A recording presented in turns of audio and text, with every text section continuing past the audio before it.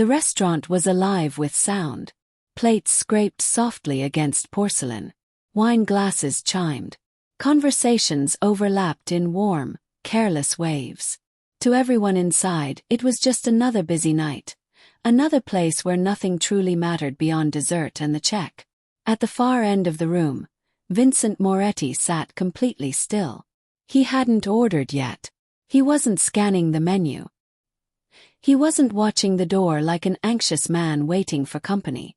Vincent never looked anxious. He was waiting for confirmation of a betrayal that had been growing quietly in the dark for months. The kind that didn't end with apologies. The kind that ended with names erased. No one around him knew who he was. And that was exactly how he liked it. Then something brushed against his shoe. Vincent glanced down, annoyed more than curious. A scrap of paper had slid across the polished floor and come to rest against the toe of his leather loafer. He almost nudged it away with his foot. Almost. But then he saw the writing. Uneven. Pressed too hard. Written by a hand that didn't yet know how to hide fear. One word. Help. Vincent lifted his eyes slowly. Across the room, a little girl sat at a table that didn't feel like hers. She was too still. Too quiet.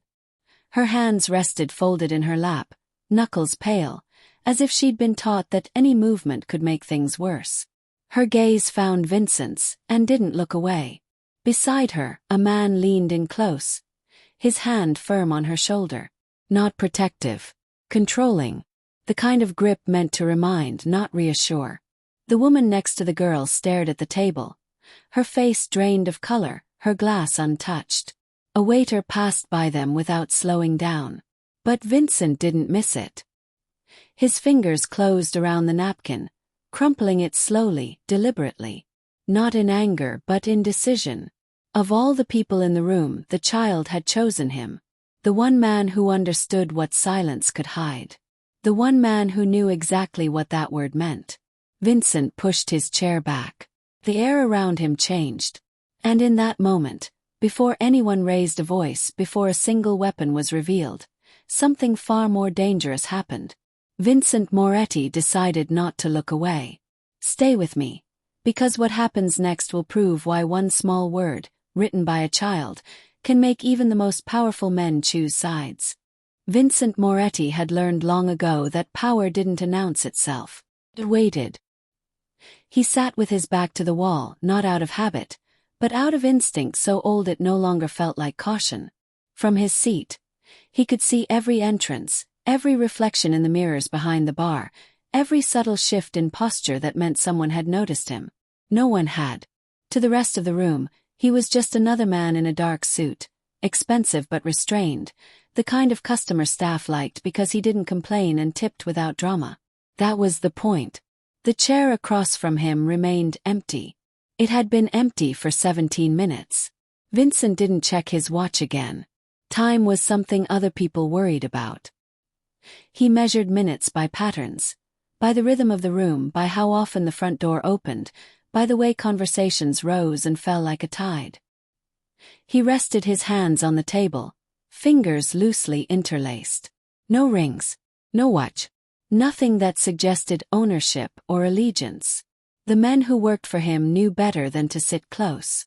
They were scattered through the restaurant, unremarkable, forgettable. One at the bar nursing a drink he hadn't touched. Another pretending to argue quietly into his phone. A third near the entrance, laughing too loudly at something that wasn't funny. Vincent didn't look at them. He didn't need to. The betrayal he was waiting to confirm had been quiet. That was what bothered him most. Loud betrayals were easy. They came with shouting, threats, warnings. Quiet ones slipped in through paperwork, rerouted money, conversations that ended too quickly. Someone he had trusted had decided that Vincent Moretti was finished, or distracted, or soft enough to steal from. None of those things were true. The waiter approached, menu in hand, and stopped just short of the table. "Can I get you started with something to drink, sir?" Vincent lifted his eyes slowly. The waiter straightened without realizing why. People often did that around him. Adjusted their posture, lowered their voice, took an unconscious step back. "Sparkling water," Vincent said. His voice was calm, unhurried. It carried just far enough to be heard and no further. The waiter nodded and moved away. Vincent let his gaze drift, not searching, just observing. A couple nearby leaned close together, whispering like the world couldn't hear them. A group of men in business suits argued over numbers that meant nothing in the long run. A child at another table laughed too loudly. Crumbs scattered across the white tablecloth. Normal life, uninterrupted. That was the illusion Vincent understood better than most. Normality wasn't the absence of danger. It was danger that hadn't announced itself yet. His phone vibrated once against his thigh. Vincent didn't reach for it. If it was important, it would vibrate again. Instead, he focused on the empty chair across from him, on the space where answers were supposed to appear. Whoever had called him here was either very brave or very stupid. Vincent allowed himself a small, private thought. There would be consequences either way. A subtle shift in the air caught his attention. Not sound, not movement, but something harder to define. The way a room tightened without knowing why. He felt it before he saw it, the same way he'd learned to feel danger before bullets, before shouting, before blood made everything obvious. He exhaled slowly, his expression unchanged. Vincent Moretti did not need to speak to be heard. He did not need to move to be felt. His authority lived in the pauses between moments, in the silence people filled with their own fear. And as the restaurant carried on around him, unaware of what had already begun, Vincent remained exactly where he was, still, observant, waiting. Because whatever was coming next would not arrive loudly. Never did. Sophia sat with her hands folded in her lap, fingers pressed together so tightly they ached. She had learned that stillness was safer than movement, that quiet drew less attention than questions. The chair felt too big for her, her feet not quite touching the floor, shoes swinging just enough that she forced them to stop. Across the table, the man spoke in a low voice. Not angry, not loud. That was worse. His words were measured, clipped, like instructions rather than conversation. Every so often, his hand would settle on her shoulder, fingers firm, reminding her where she was meant to stay. The pressure never bruised. It didn't need to. Her mother sat beside her, spine straight, eyes lowered to the tablecloth as if it held answers she was afraid to read out loud. The menu lay unopened. The glass of water remained untouched. Sophia noticed everything. The way her mother's hand trembled when she reached for the napkin, the way she stopped herself halfway, the way she swallowed and nodded when the man spoke, even when he wasn't asking a question. Sophia didn't remember when the restaurant noise had started to sound far away. Laughter and music blurred into something distant, like a radio playing in another room. She focused instead on the small details in front of her. The pattern on the tablecloth, the faint scratch on the edge of her plate, the crayon rolled near her elbow from the children's menu she hadn't finished coloring. She kept her eyes down. That was the rule. Looking up invited notice. Looking around invited correction. But even with her head lowered, she could feel the room. People moving, chairs scraping, footsteps passing too close and then moving on without stopping. No one saw her. The waiter came by and smiled. His voice bright, asking if they were ready to order. The man answered for all of them. Her mother nodded along, a smile that didn't reach her eyes stretching briefly across her face before disappearing. The waiter left, and Sophia felt the familiar tightening in her chest. Another missed chance. Another moment where help walked past without knowing it had been needed. She pressed her lips together, holding back the urge to speak. Speaking had consequences. She knew that much. Words were dangerous things. Her gaze lifted without permission. Across the room, a man sat alone at a table near the wall. He wasn't eating. He wasn't talking. He wasn't watching anything in particular. Yet somehow it felt like he was watching everything. There was nothing about him that should have drawn her attention. He didn't look angry. He didn't look kind. He looked still. Their eyes met. Sophia froze, panic flaring hot and sharp before she forced it down. Most adults looked away when she met their gaze, uncomfortable, distracted, busy. This man didn't. He didn't smile. He didn't frown. He simply looked back, calm and unblinking, as if he had been waiting to be noticed. Something in his expression made her chest tighten. Not fear this time, but recognition. He saw her. Not the table. Not the man beside her. Her fingers twitched toward the crayon. She hesitated. The man at her side shifted in his chair, phone buzzing softly as he checked the screen. Her mother's knee pressed gently against hers, a silent warning to stay still. Sophia's heart beat faster, each thump loud in her ears. She thought of the car ride earlier, of the words she hadn't understood but had felt in her bones, of the promise that things would be easier if she behaved. She picked up the crayon anyway. Her movements were small, careful. She tore a corner from her napkin slowly, keeping it hidden against her leg. The paper felt thin, fragile, like her voice. She wrote quickly, letters uneven, pressing too hard as if force alone could make the message stronger. One word. She folded the napkin and let it fall, giving it a gentle push with the side of her shoe. It slid across the floor, unnoticed, weaving between legs and chairs. Sophia didn't breathe until it reached his table. When she looked up again, the man was holding the paper. And for the first time that night, Sophia allowed herself to hope, quietly, carefully, without moving at all. Vincent noticed the movement before he noticed the object. A subtle shift near the floor. Something out of place in a room where everything followed patterns. His gaze dropped just as a small white scrap slid into view and came to rest against the toe of his shoe. He frowned slightly, irritation flickering before curiosity. Restaurants were full of debris. Napkins, crumbs, carelessness. He nudged his foot back an inch, preparing to ignore it. Then he saw the color. Purple. Too bright. Too deliberate. Vincent bent slowly, the movement casual, unremarkable. To anyone watching, it looked like a man adjusting his cuff, retrieving something he'd dropped. His fingers closed around the paper, warm from the floor, crumpled tight as if it had been hidden in a fist. He straightened and unfolded it beneath the table. One word stared back at him. Help. The letters were uneven, pressed hard enough to crease the paper. Written by a hand that didn't yet know how to disguise fear. Vincent felt something cold settle in his chest, sharp and immediate. Not surprise. Recognition. He lifted his eyes. The girl was watching him. Not openly. Not desperately. Just enough. Her face was still, carefully controlled, but her eyes betrayed her. They were wide, unblinking, fixed on him with a question she hadn't dared to ask out loud. When he met her gaze, she didn't flinch. She gave the smallest nod, barely a movement at all. It was enough. Vincent folded the napkin once, then again, slow and precise, and slipped it into the inside pocket of his jacket.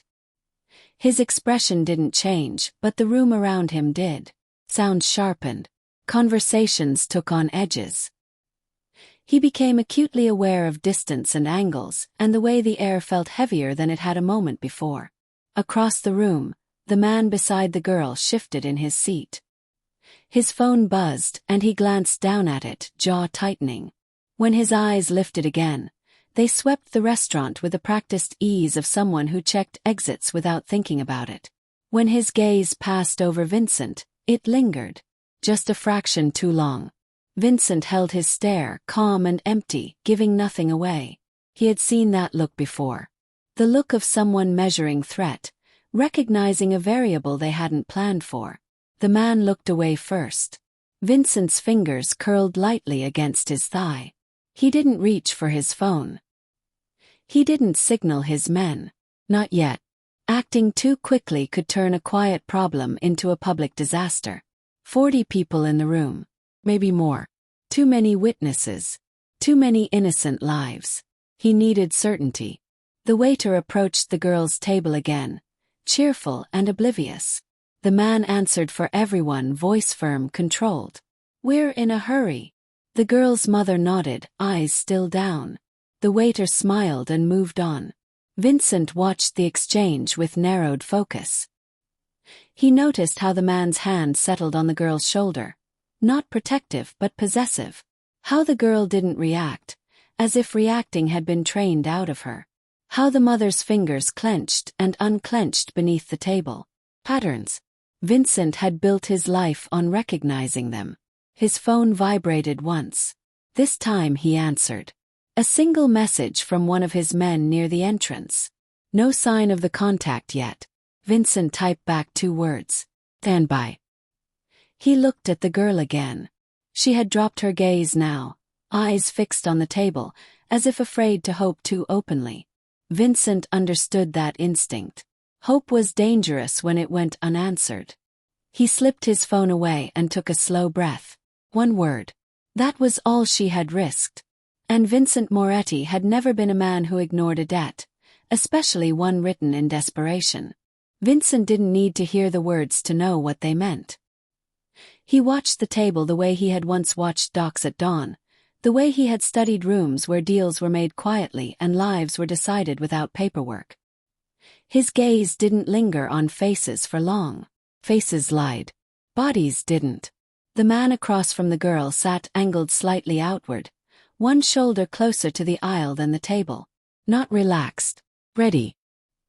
His foot was planted flat. Heel lifted just enough that he could stand quickly without scraping the chair. His jacket hung loose but not careless.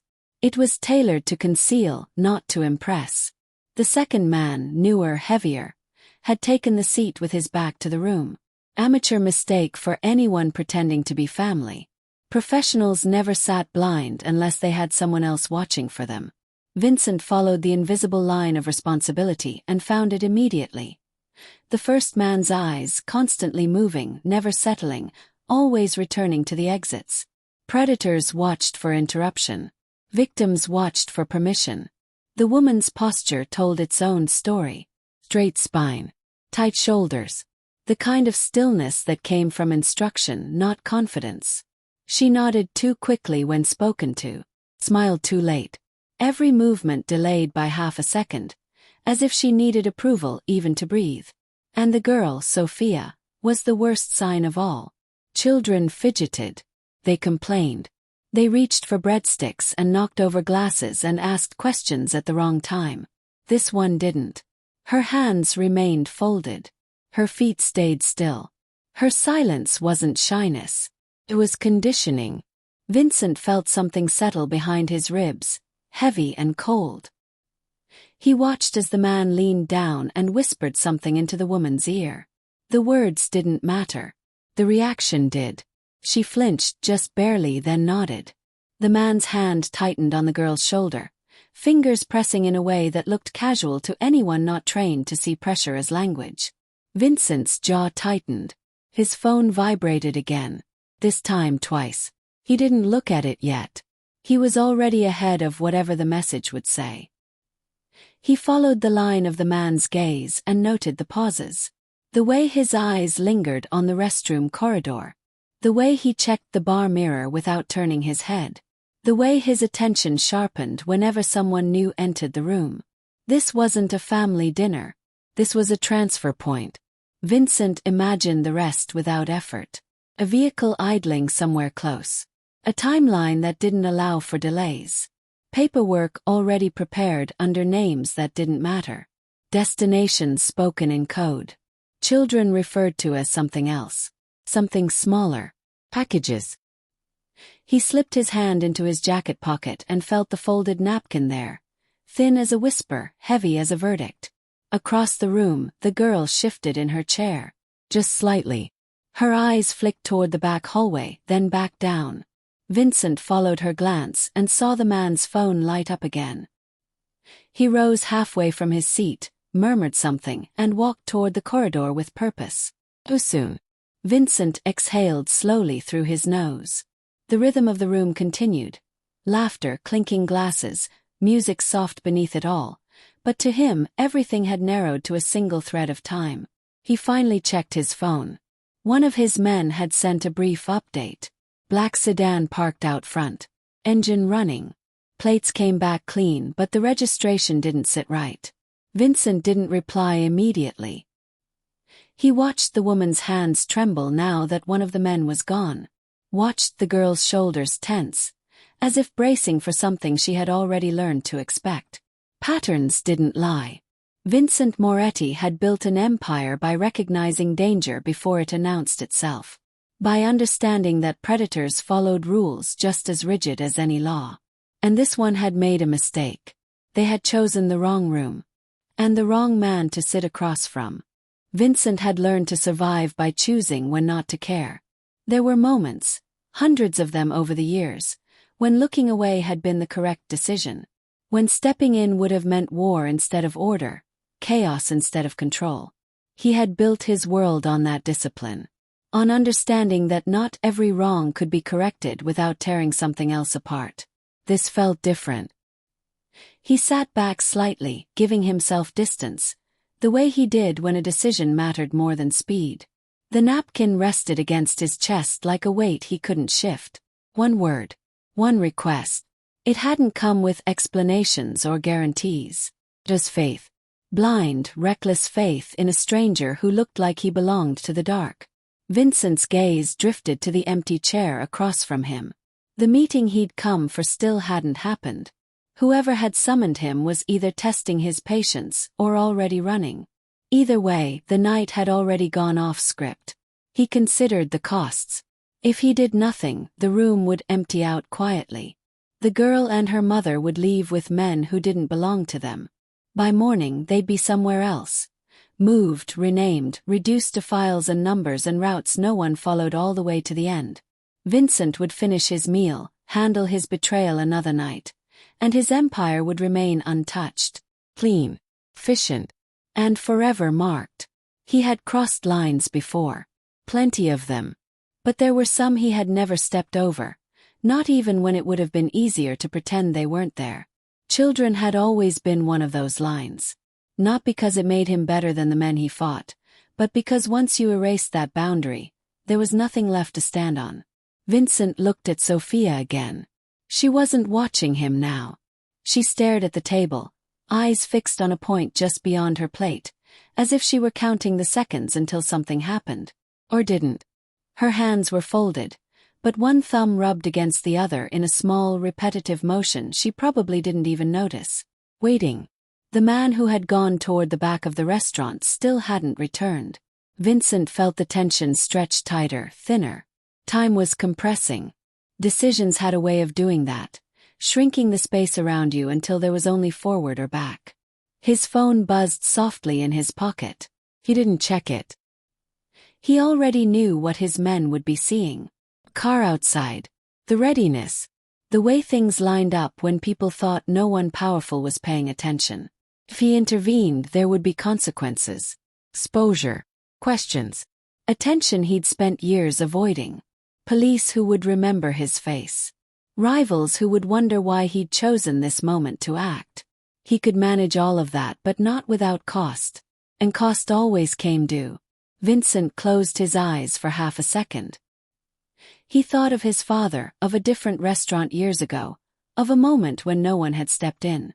When looking away had been the rule everyone followed. He had learned early what silence allowed. When his eyes opened again, the calculation was over. He reached for his phone and typed a short message, careful and precise. No names, no details, just instruction. Stand ready. Quiet. He didn't send anyone moving yet. Not openly. Not until he was certain. The wrong move could turn fear into panic, panic into violence. He would not trade one disaster for another. Vincent slipped the phone back into his pocket and leaned forward, elbows resting lightly on the table.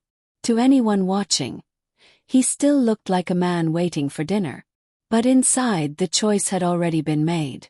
Looking away would have been easier. Vincent Moretti had never chosen easy when it mattered. The first man felt it before he understood it. Something in the room had shifted, not sound or movement but pressure. The kind that settled at the base of the spine and made instincts itch. He glanced up from his phone, eyes scanning the restaurant with sharper focus than before. Nothing looked different. People were still laughing. Plates still moved. The music hadn't changed, but someone was watching him now. He caught the woman's gaze and frowned. "Sit up," he murmured, low enough that only she could hear. Her shoulders straightened instantly, the movement too quick, too practiced. He didn't miss the way her eyes flicked toward the far end of the room, then dropped again. The girl had gone very still. More still than before. That was wrong. Children broke before they went quiet. They cried. They asked questions. This one had crossed into something else entirely. He followed the line of her stillness and saw it, just for a moment, the direction of her attention. The man at the corner table. The one who hadn't ordered. The one who hadn't moved. Recognition sparked, cold and unwelcome. Not a name. The trafficker's jaw tightened as his eyes met Vincent's across the room. The stare he received in return was calm, empty, unreadable. Not curious. Assessing. The trafficker looked away first, irritation flashing hot in his chest. He leaned toward his partner and spoke under his breath. "We don't linger." The second man shifted his weight, eyes flicking toward the entrance. "We're early." "Not anymore." The woman heard the exchange and stiffened. Her hands clenched in her lap. "What's happening?" she whispered, voice barely there. The man smiled without warmth. "Nothing. Finish your water." The girl's foot brushed the floor. Just once. Not a kick. Test.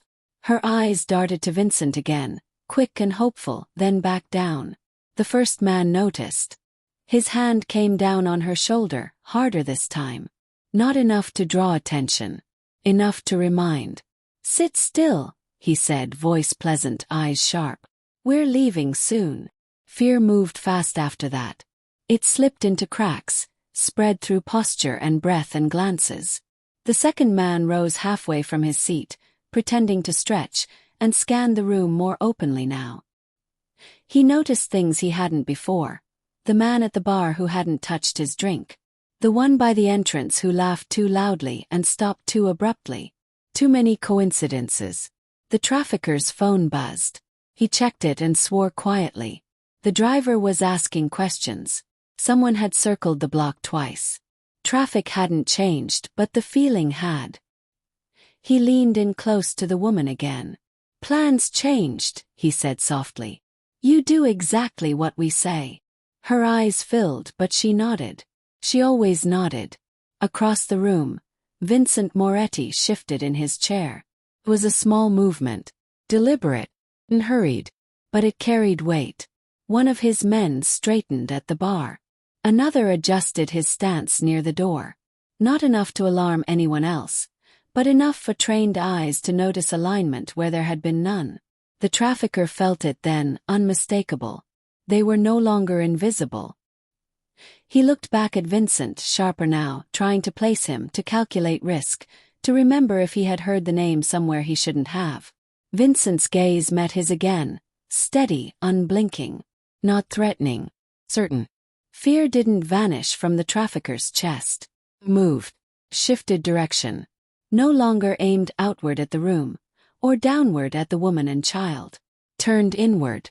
For the first time that night, the men who thought they were in control began to understand that they were being watched by something far more dangerous than law. And that fear, real fear, had just changed sides. Vincent rarely reached outside his own world. It wasn't pride. It was survival. Every favor owed came with a shadow. Every alliance left fingerprints. He had built his power by keeping problems contained, by solving them quietly and permanently. The outside world asked questions. It wrote reports. It remembered. He watched the traffickers again and felt the window narrowing. The man who had gone to the back returned. His expression tighter than before. He didn't sit right away. He leaned down, murmured something Vincent couldn't hear, then took his seat with his body angled outward, blocking the woman's view of the room. The girl shrank in on herself, shoulders curling forward, eyes locked on the table. Time was running out. Vincent slid his phone from his pocket and held it low, shielded by the edge of the table. He scrolled past names he trusted, names that would act fast and ask nothing. He stopped on one he rarely used. Morrison. The call connected on the third ring. "It's late," a tired voice said. "So am I," Vincent replied. "Listen carefully." There was a pause. Vincent imagined the detective straightening, the way men did when they recognized a voice they didn't expect to hear. "You don't call unless something's wrong. There's a woman and a child being moved," Vincent said quietly. "2 escorts. Armed. Public place. You calling in a favor?" "I'm calling in a line." Another pause, longer this time. Vincent could hear the background hum of a television, the scrape of a chair. "You sure?" "I don't guess about children." The answer came slower, Wade. "Location." Vincent gave it. No embellishment. No dramatics. Just facts. "They're jumpy. If you come in loud, people get hurt." Morrison exhaled. "I can send a unit for a check." "Quiet. That's all I can promise." "That's enough," Vincent said. "Be quick." He ended the call and slipped the phone away. Across the room, the trafficker's phone buzzed again. He glanced at it and stiffened, then leaned toward his partner. Their heads came together briefly, conspiratorial, urgent. The woman noticed. Fear flashed across her face before she buried it again. Vincent shifted in his chair and caught the eye of one of his men near the bar. Just a glance. Just long enough. The man nodded once and moved, casual as a patron heading to the restroom. The room held its breath. Sophia's foot brushed the floor again, a nervous tick she couldn't stop. She looked up, just for a second, and found Vincent watching her. He didn't nod this time. He didn't smile. He only stayed where he was, steady and visible, as if to say, "You're not alone anymore." The trafficker felt it. Vincent saw the moment land. The man's eyes swept the room again, faster now, sharper. He stood abruptly, chair legs scraping louder than he intended, and reached for the woman's arm. "We're leaving." "Not yet." Vincent rose. He didn't rush. He didn't draw attention. He simply stood and stepped into the aisle, positioning himself so that the path forward narrowed without looking blocked. It was an old trick. Make people hesitate without knowing why. The trafficker froze, recalculating. His hand hovered near his jacket. Vincent met his eyes, calm and unyielding. "Sit," Vincent said, softly enough that only the table could hear. "Order dessert." The word landed heavier than a threat. The man stared at him, anger and fear colliding behind his eyes. Around them, the restaurant continued on, oblivious. A laugh rang out. Glasses clinked. Life pretended nothing was happening. From somewhere outside, faint but unmistakable, came the sound of sirens. Sophia heard them first. Her head lifted, eyes widening. Hope flickered, fragile, bright. Vincent didn't look away. He had crossed a line he'd sworn never to cross. And he would pay whatever it cost. The chair scraped softly as Vincent pulled it back and sat down at the edge of their table, uninvited, unhurried. He placed himself where he could see everyone, the 2 men, the woman, the child, and where they could all see him just as clearly. The trafficker's smile appeared a second too late. "You're confused," he said, voice tight, controlled. "This is a private family matter." Vincent didn't look at him. He looked at the girl. Sophia's eyes were wide now, fixed on Vincent with something that trembled between fear and relief. She hadn't moved. She hadn't spoken. But she was watching, and that was enough. "This city," Vincent said calmly, turning his gaze back to the men, "has rules. You broke one the moment you walked in." The second man shifted, hand hovering near his jacket. Vincent noticed. He always noticed. He didn't react. Reaction gave permission. "You don't know who we are," the first man said. "You don't know what you're interrupting." Vincent leaned back slightly, folding his hands on the table. His voice remained low, even. "I know you're on a schedule. I know you're nervous because someone outside isn't answering the way they should. And I know you've been calling a child a package." The woman gasped quietly, her breath catching as if the word itself had struck her. The men stiffened. That alone tells me everything I need to know. The second man laughed, sharp and brittle. You're making a mistake. Vincent's eyes hardened, not with anger but with certainty. No, you did. Around the room, subtle movement began. A man at the bar stood and drifted closer. Another blocked the path toward the door without appearing to do so. No weapons drawn. No raised voices. Just presence. Pressure. The trafficker noticed. His confidence cracked just enough. You think you can scare us? Vincent leaned forward just an inch. I don't need to scare you. I need you to sit still. The sirens outside grew louder, closer now. The woman's hands flew to her mouth. Tears spilled freely at last, relief and terror colliding. Sophia reached for her mother's sleeve, clutching it like an anchor. You called them, the trafficker hissed. Vincent didn't deny it. You forced my hand. The second man started to rise. Vincent didn't raise his voice. He didn't touch him. He simply spoke. If you stand up, Vincent said quietly, you won't make it past this table. Not because of me. Because you're surrounded by men who don't like bullies, and who really don't like hurting children. The room seemed to tilt. The man froze mid-motion, then slowly sat back down. Sweat beaded at his temple. His breathing quickened. The sirens stopped outside. Heavy footsteps crossed the threshold of the restaurant. Voices, measured, official, cut through the ambient noise. Diners turned, curious now. Confusion spreading like ripples across water. A detective approached the table, badge visible, calm but alert. Evening, he said. We've had a report. The trafficker opened his mouth. Vincent spoke first. Ask the child, he said simply. The detective knelt, bringing himself level with Sophia. Sweetheart, he said gently. Are you okay? Sophia's throat worked. She looked at her mother, then at Vincent.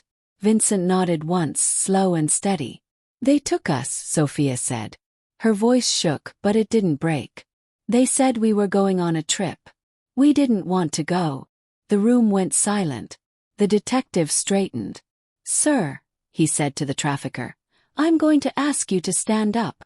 This time there was no hesitation. As the men were led away, Vincent remained seated. He didn't watch them go. He watched Sophia cling to her mother, watched the way her shoulders finally loosened, watched the fear drain from her eyes in uneven waves. Power hadn't shattered in a gunshot or a scream. It had broken quietly, at a table where silence finally spoke louder than fear. The restaurant slowly found its breath again. Chairs shifted. Conversations restarted in careful fragments. Someone laughed too loudly, then stopped, unsure if it was allowed. The world resumed its shape, but it wasn't the same world it had been an hour ago. Vincent remained seated. Across from him, Sophia clung to her mother, arms wrapped tight around her waist as if letting go might undo everything. Her mother stroked her hair again and again, whispering words that broke apart under the weight of relief. She cried without trying to stop herself now. No one told her to be quiet. The detective spoke softly nearby, voices low and professional. Papers were exchanged. Names were written down. Promises were made that would need time to prove themselves true. Vincent didn't involve himself. His part was finished. Sophia looked at him. This time she didn't look afraid. Her eyes were still tired, still wary. But something new lived there now. Something fragile and bright that hadn't been there before. Trust, tentative but real. She loosened her grip on her mother just enough to lean forward, her small hand lifting from the table. Thank you, she said. The words were barely louder than a breath, but they landed harder than anything Vincent had heard all night. He nodded once. That was all he gave her. Anything more would have been too much. Children like Sophia didn't need grand gestures. They needed certainty. They needed to know that when they reached out, someone would answer. The detectives finished and moved away. One of them paused beside Vincent. You didn't have to do that, he said quietly. Vincent met his eyes. I know. Outside the night waited. Unchanged, indifferent. Vincent stood and adjusted his jacket, feeling the folded napkin still tucked inside. He didn't take it out. Some things didn't need to be looked at again to be remembered. As he turned to leave, Sophia's mother spoke. "Sir." Vincent stopped. "I don't know who you are," she said, voice steady now despite the tears on her face. "But you saved my daughter." Vincent inclined his head slightly. Not in pride. In acknowledgement. "Take care of her," he said. "Teach her to trust her instincts." The woman nodded, holding Sophia closer. Vincent walked out of the restaurant without escort, without announcement. His men followed at a distance, as they always did. Outside, the city moved around him. Cars passing, lights changing, people unaware of how close they'd been to something terrible. His phone vibrated. Vincent didn't answer it right away. He stood for a moment on the sidewalk, the cool air cutting through the warmth of the restaurant, and allowed himself a single quiet truth. The night had changed him. Not in ways that could be seen. Not in ways that softened him. But in a way that mattered. He had looked away before. More times than he cared to count. Tonight he hadn't. And that choice, simple, costly, irreversible, would follow him longer than any betrayal ever could. Behind him, through the glass, Sophia laughed softly at something her mother said. The sound was tentative, unpracticed, real. Vincent Moretti walked into the dark with his shoulders squared, carrying his power the way he always had. Carefully, deliberately. But now there was a line he would never cross again. And a promise he would always keep. He never looked away.